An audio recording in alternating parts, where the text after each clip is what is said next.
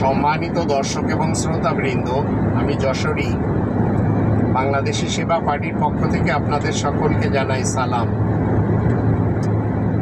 আপনারা এই ভিডিওতে এমন কিছু কথা শুনবেন, আর এই ভিডিওর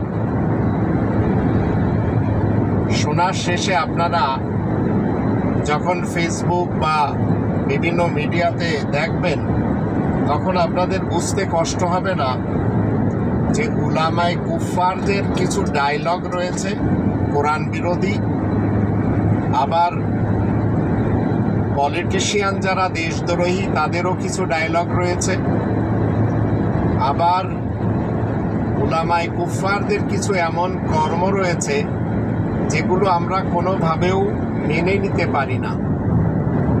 আবার কেউ গান গায় ধর্মের নামে, আবার কেউ কোরআন বিরোধী নিজেদের কণ্ঠকে উঁচু করে।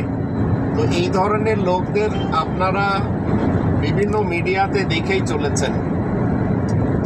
এই লোকগুলি মূলত কোরআনের মুহাম্মাদুর রাসূলুল্লাহ ওয়া খাতামান নাবিয়িন দ্বারা সত্যায়িত আল কোরআনের 114টি সূরার 6348টি আয়াতের ভিতরে অন্তত নেই।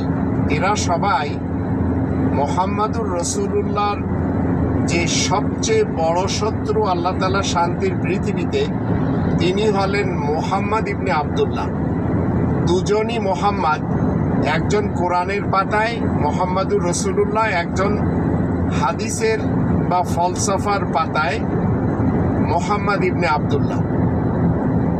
এখন এই হুজুরেরা মুহাম্মদ ইবনে আবদুল্লাহকে মুহাম্মাদুর রাসূলুল্লাহ মনে করে চলেছে, যার ফলে আজ আল্লাহ তাআলা শান্তির পৃথিবীতে এরা 200 কোটি সংখ্যায় থাকা সত্ত্বেও নিজেদের মধ্যে মারামারি, সৌদি আরব, ইয়ামান নিজেদের মধ্যে কাটাকাটি, গুলাগুলি, 1971-এর পূর্ব পাকিস্তান, পশ্চিম পাকিস্তান, আবার আফগানিস্তান, পাকিস্তান, আবার ইরাক, কুয়েত, ইরাক, ইরান। এরা কিন্তু কন্টিনিউ যুদ্ধ করেছে। কারবালার ইতিহাসও আমরা জানি, দুদিকেই মুহাম্মদ ইবনে আবদুল্লাহর অনুসারী। জঙ্গে সিফিন, জঙ্গে জামাল, এখানেও মুহাম্মদ ইবনে আবদুল্লাহর বংশের লোকেরা। তো এইভাবে সবাই করেই চলেছে। অতীতকাল থেকে এই যুদ্ধের ধর্ম এস্টাবলিশ হয়েছে। মুহাম্মদ ইবনে আবদুল্লাহ নিজেই 57টি যুদ্ধ করেছে, যদিও গজওয়া এবং সারায়া মিলে 105টি। লোকটি 21টি বিবাহ করেছে, যেটি কোরআনের মুহাম্মাদুর রাসূলুল্লাহর পক্ষ থেকে সত্যায়িত না। আবার 6 বছরের আয়েশাকেও বিয়ে করেছে। আবার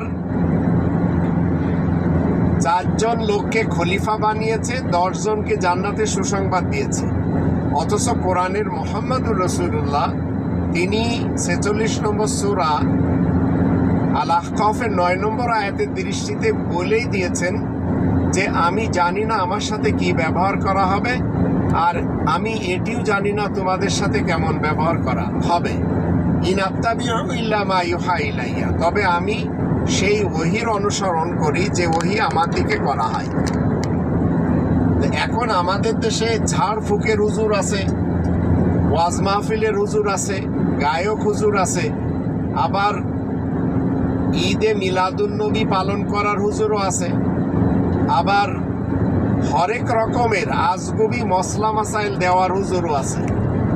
এমনকি কিছু লোক হিন্দুস্তানের পক্ষ থেকে মামুর হয়ে আছে, নিয়োজিত হয়ে আছে। তারা ডক্টর মোহাম্মদ ইউনূসকে সুদখোর বলে শান্তি পাচ্ছে। এমতাবস্থায় তিনি এমন একজন ব্যক্তি যে আমাদের দেশকে এগিয়ে নিয়ে যাচ্ছেন। আমাদের 18 কোটি মানুষের একটি উজ্জ্বল ভবিষ্যতের স্বপ্ন নিয়ে তিনি কাজ করে চলেছেন। আর চরমুনার পীর বলেন, আবার ইনায়েতুল্লাহ আব্বাসী বলেন, আবার রকেট হুজুর বলেন, দেখবেন এরা চিল্লায়ে সুদ নিয়ে ব্যস্ত। মূলত এরা সবাই কিন্তু সুদের যে ডেফিনেশন এরা দেয়, সেই হিসেবে এরা হচ্ছে সবচেয়ে বড় সুদখোর। তা আপনারা সুদখোর কাদেরকে বলা হয়? সুদ ইসলামের কোনো শব্দ না, ইসলামের কোনো পরিভাষাও না, কিন্তু এটা মৌলবীদের আমদানি করা রিবা শব্দটির বিপক্ষে।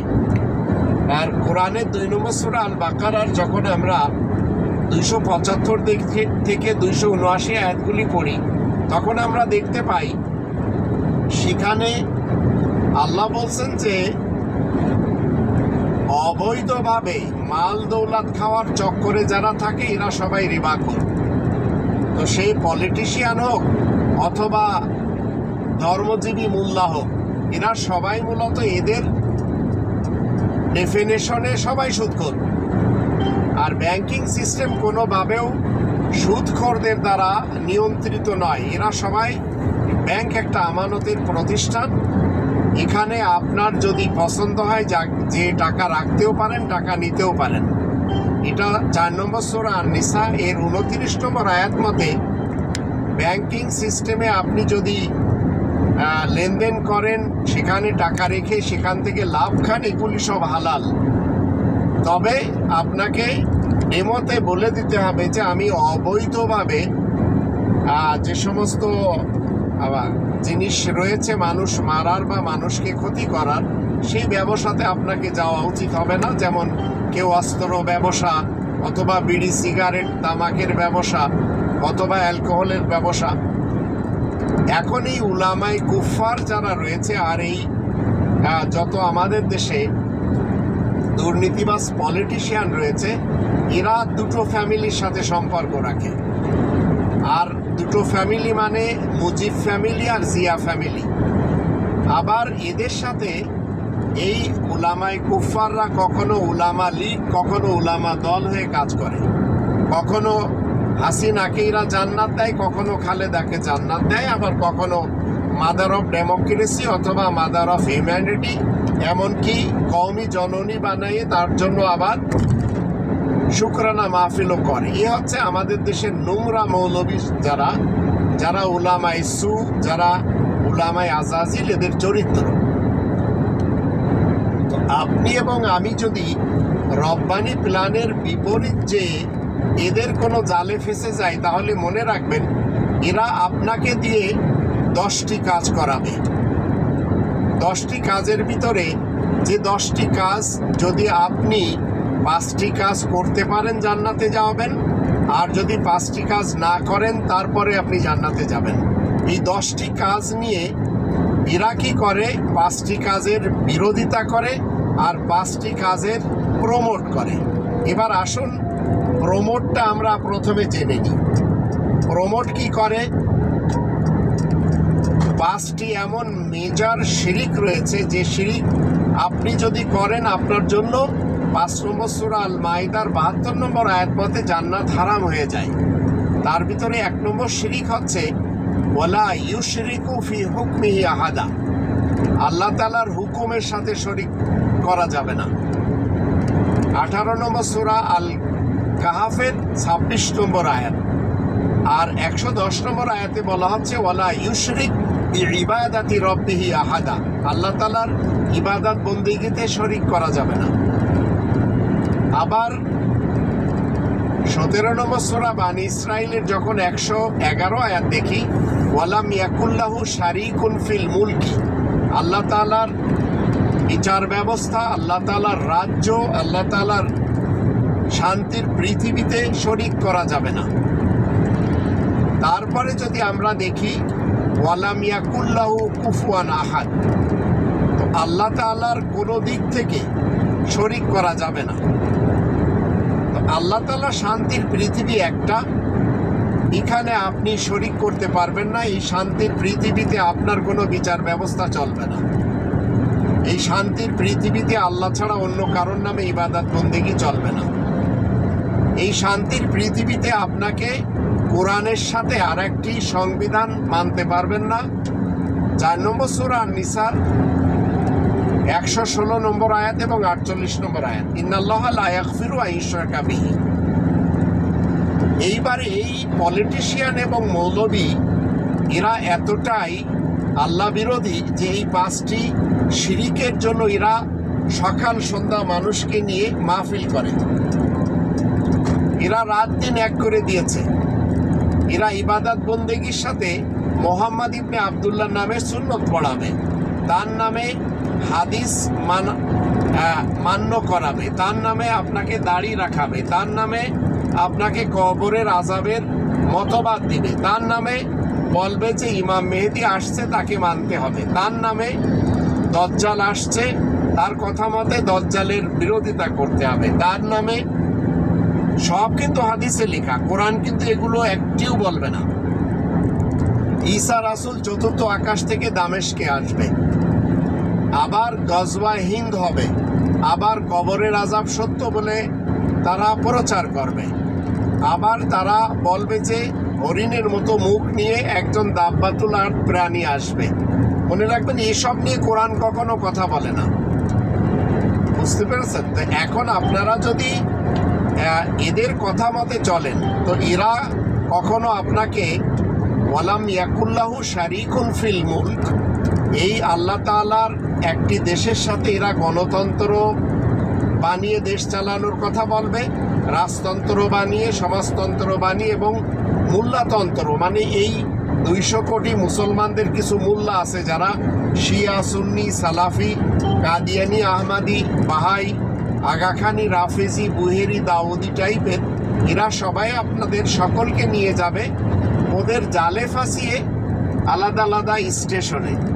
আর বাংলাদেশে এদের স্টেশন বড় বড় হলো বানিজাহাজ হুজুরের জান্নাতে নিয়ে যাওয়ার কনসেপ্ট, তার বাবাজানের কি বলে দাদাজানের পক্ষ থেকে 23টা বই রয়েছে চরমোনাই, আবার আটরশি রয়েছে, আবার মাইজ ভান্ডার রয়েছে, আবার এদের সকলের কাছে বড় পীর আছে আব্দুল কাদের জিলানি, আবার খাজা মঈনুদ্দিন চিশতি, আবার আলী হাজবেরি, আবার শাহজালাল, এগুলি রয়েছে।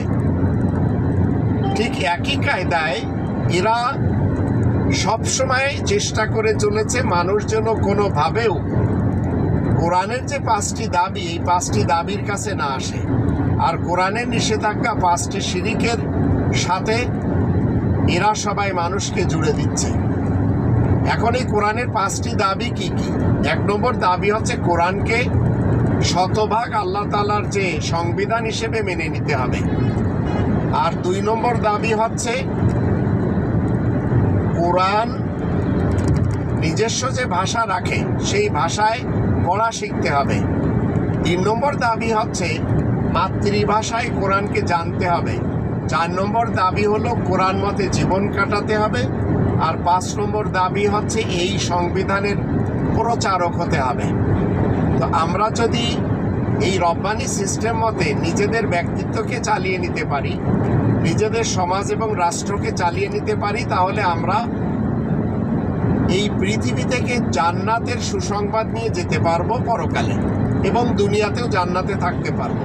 প্রমাণ হলো 16 নম্বর সূরা আন-নাহলের 97 নম্বর আয়াত, এবং জান্নাতের সুসংবাদের জন্য আপনাকে আমাকে মুহাম্মাদুর রাসূলুল্লাহ এই উপাধি ধারক মাতৃভাষায় যিনি আছেন তার কি করতে হবে? সঙ্গী সাথী হয়ে যেতে হবে। আয়াত প্রচারের কারণে প্রশংসিত উপাধি ধারক হলেন মুহাম্মাদুর রাসূলুল্লাহ। এটি 1400 বছরের কোনো কাহিনীর সাথে যায় না, হাদিসের সাথেও যায় না, এটি চলমান। তো এখন 48 নম্বর সূরা আল ফাতহের 29 নম্বর আয়াত যখন আমরা পড়ি, তখন মুহাম্মাদুর রাসূলুল্লাহ সঙ্গী সাথীরা সর্বসময় নিজেদের মধ্যে রুহামাও বাইনাহুম হয়, আর আশিদ্দাউ আলাল কুফার হয়, আয়াত গোপনকারীদের ব্যাপারে কঠোর হয়। তো এগুলি যদি আপনি আমি একটু চিন্তা করি আর মেনে নিই, 5 প্রকারের শিরিক থেকে বাঁচতে হবে। আল্লাহ তাআলার নামের সাথে শিরিক করা যাবে না, ইবাদতের সাথে, আল্লাহ তাআলার মুলুকের সাথে, আল্লাহ তাআলার হুকুমের সাথে, আল্লাহ তাআলার কোরআনের সাথে। তদ্রূপ 5টি দাবি কোরআনের যদি মেনে আমরা জীবনে ফুলফিল করি, তাহলে আমাদের জান্নাত এই কালেও রয়েছে, পরকালেও রয়েছে। আদার দেন আপনি জাহান্নামী মানুষ, শয়তানি মানুষ, ইবলিসি মানুষ, তাগুতের অনুসারী মানুষ, এখন আপনার যা ইচ্ছা তাই করতে পারেন।